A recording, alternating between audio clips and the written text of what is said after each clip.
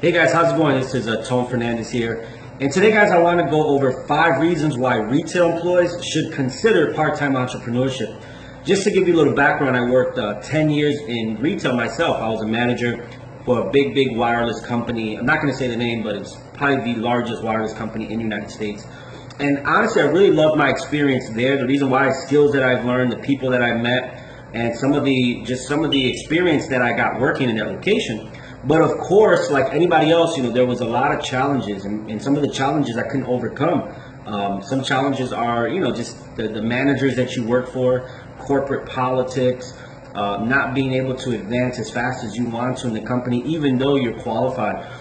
So that is what kind of sparked an interest in me to become an entrepreneur. I said, you know what, I want full control of not only my advancements and my promotions in life and my pay raise, but also my time freedom. Time freedom was huge for me. For many of you guys who work retail, you guys know exactly what I'm talking about. You got to be up, you got to wake up early to stay late. You have to do inventory on Sundays. You can work 7 days a week on holidays. So that became draining, and I didn't see myself doing that for the rest of my life. But unfortunately, for most retail employees, they don't know, or they have no idea of an exit strategy. And right now, we're in the middle of what we call the retail apocalypse, guys. We see companies like Toys R Us or Claire's or Tivana and all these companies, Sears, Kmart, closing down, and it's leaving a lot of retail employees in financial ruin. People who've dedicated 15, 20 years to a career. And the problem is, I was just having a conversation with this young lady I met on LinkedIn the other day, and she said, she dealt with this before when Circuit City closed down. Now she went to Toys R Us, and it's happening again. You see, you can't run from this problem. It's going to eventually affect a lot of retail stores. So just jumping into a new retail company is not gonna save you, because the same thing's going to end up happening again. Amazon is taking over the retail world, and people rather order online. So I'm going to give you guys 5 reasons why, if you work retail, you should consider part-time entrepreneurship. Number one, it's a safety net.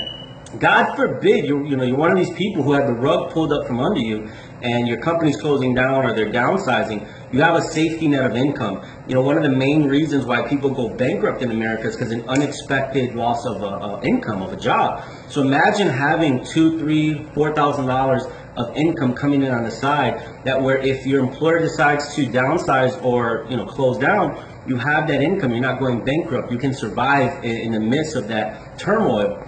Number 2 is your skills are transferable. Like I said earlier, some of the stuff that I've learned in retail profoundly helped me as an entrepreneur. And the main thing is just people skills. All the technical stuff as an entrepreneur really depends on the industry that you get in. For example, I'm an entrepreneur in the financial industry. Learning all the products and service, that was the easy part. What allowed me to have success here was the fact that I'm a people person. I learned that doing customer service in retail for 10 years. So some of those skills that you guys have of just dealing with people on a daily basis can profoundly help you in entrepreneurial world. Number 3, you have extra income for travel, for college savings for your kids, or for fun things. Right now we're living in a time in America where inflation is rising so much, but the actual pay raise in America has been stagnant. So how do you get ahead? Most people just say, I'll work more hours, I'll do this, but that takes away time from your family. So the number one way to create more income is do part-time entrepreneurship. Now you can take that vacation. Now you can afford to start saving for your kid's college career. Now you can buy that house because you're not just relying on your job income. Your job income can pay the bills, while the extra income can do extracurricular activities. So that was number 3. Number 4 is eventual time freedom. What do I mean by that? Just like me, there was a point in my career, even though I was young, where I was like, I did not see myself doing this for the next 10, 15 years. And it really wasn't, I didn't like what I was doing. It's just, I didn't see myself, being controlled as far as my time for the next 10, 15 years. Hey, you clocked in 30 seconds late.